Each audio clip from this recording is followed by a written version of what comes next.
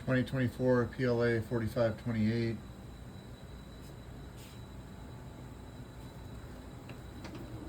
Floor removed.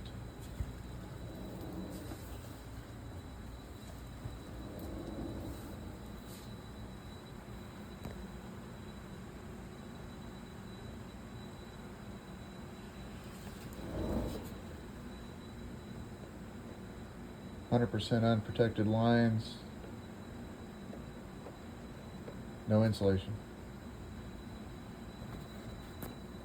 Heat tape, but not all the way.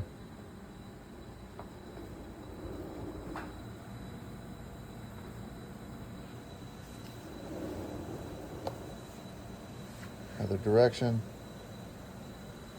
Sewer pipe, water tanks. Completely open cavity.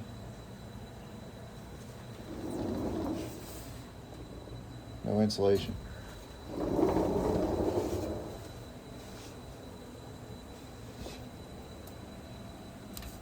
Hanging down. This is about where the floor is, so these tank exposed. Again, you got heat tape right there on that section, but absolutely no heat tape here. And this is the water line that actually goes to your pump. Absolutely nothing other than the heat tape starts like right here. So maybe by the grace of God.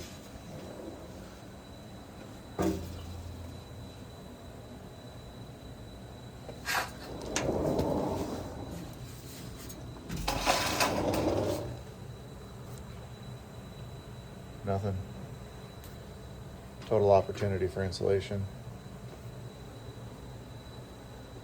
This gap here, remember the corrugated sits underneath this, so you could have insulation actually going over all these, or even at least filling these gaps. No insulation. Opportunities there, not taken.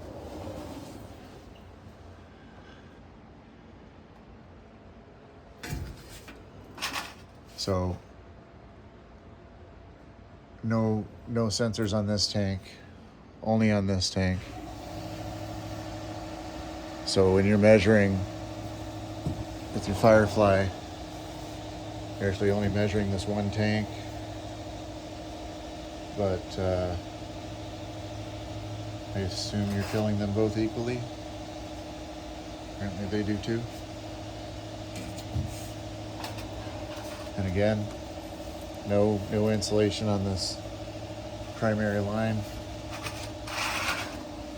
which is your fill line. Yep, fill line. This is overflow.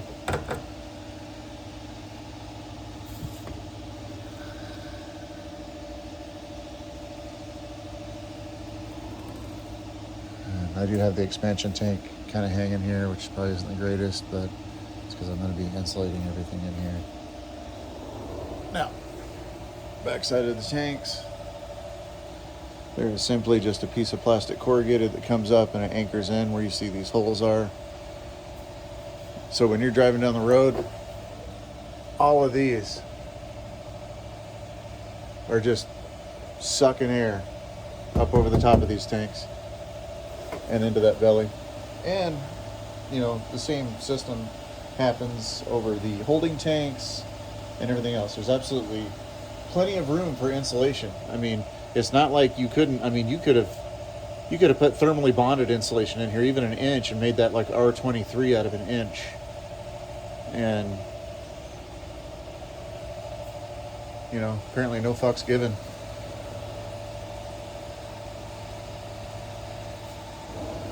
Like you can literally see the water. Yeah, because it's coming in through these little holes here. I think could have just put some sealer in there and maybe kept all that off of there.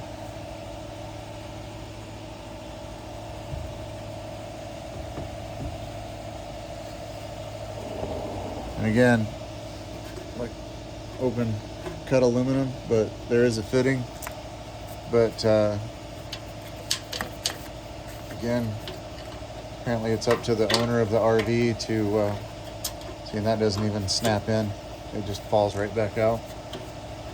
Look. So just with my finger,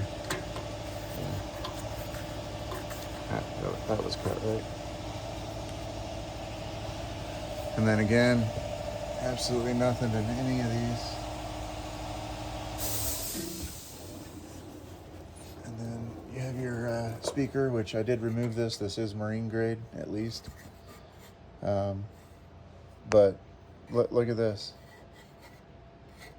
We've only taken this on a couple of trips, and you can see where rocks and stuff have already hit that. And I mean, this isn't going to hold up. I mean,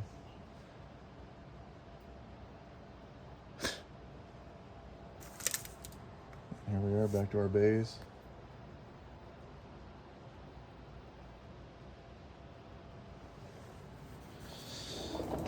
Okay, bear with me here. I'm gonna go ahead and continue moving to the back.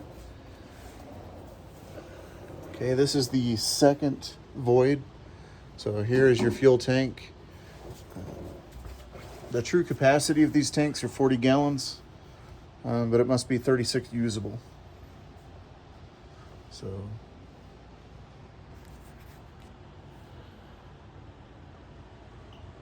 and again, this is another void underneath the floor. This is, I mean, nearly 5 inches or so right here. Absolutely nothing.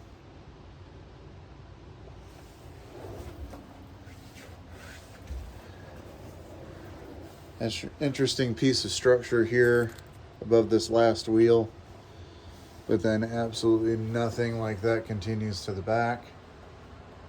So, and there's always all of this silicone hanging everywhere.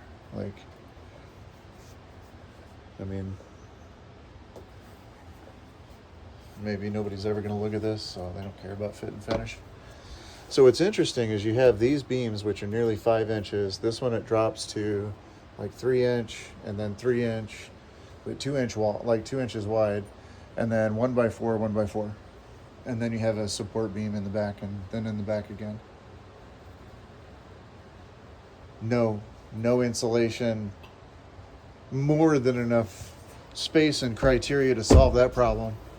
Again, up through the sides here, absolutely nothing.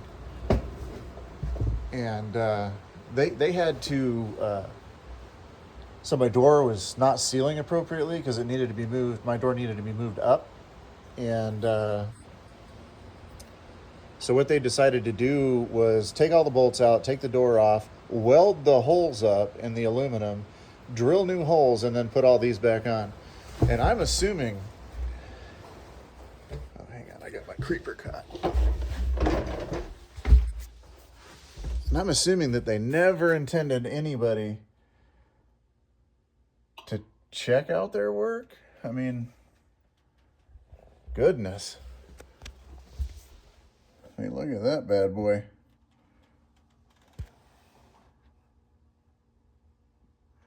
Not only that, but these are supposed to carry the weight of the back end of the camper if you go through a bad dip. Now, let's don't continue that piece.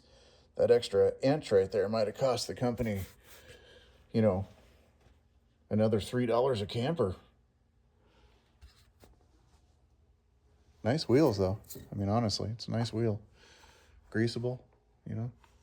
But, man, that extra inch must have been devastatingly expensive. But, yeah, just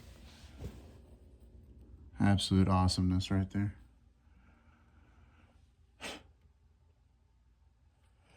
But again, here's the underside of a 4528. And I really will try to continue my progress with what I'm doing on this to insulate it and put heaters in it. Oh, nice. Let's just arc off right there. That's fine. And here's the back of it.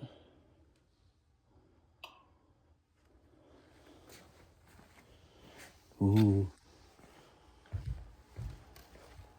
Also, this is the condition of these tires after 2 trips. So this side actually looks really good. It's still fairly meaty, I mean, in comparison. So as we roll forward here, I do have this entire section apart, and this right here, believe it or not, all of these holes right here is what you can see from underneath when you look up. All of this is completely open. So, and to put it in perspective, this is open, like open. That right there is your holding tanks, like black, and then the two grays, like there and there. This is all of your hydraulic lines and electrical. This is your cables from your generator, which are just dangling here. Like, apparently this isn't going to go down the road. Like, this isn't going to go down the road.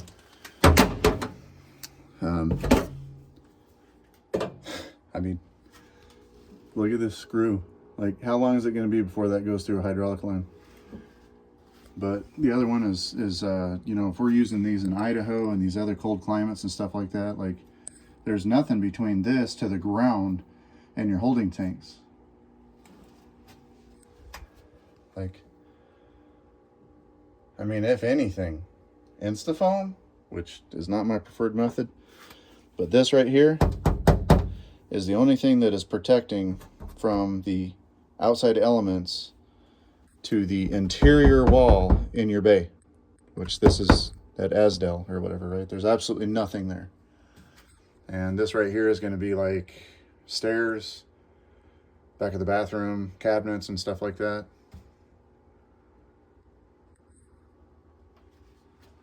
This is a outside siding.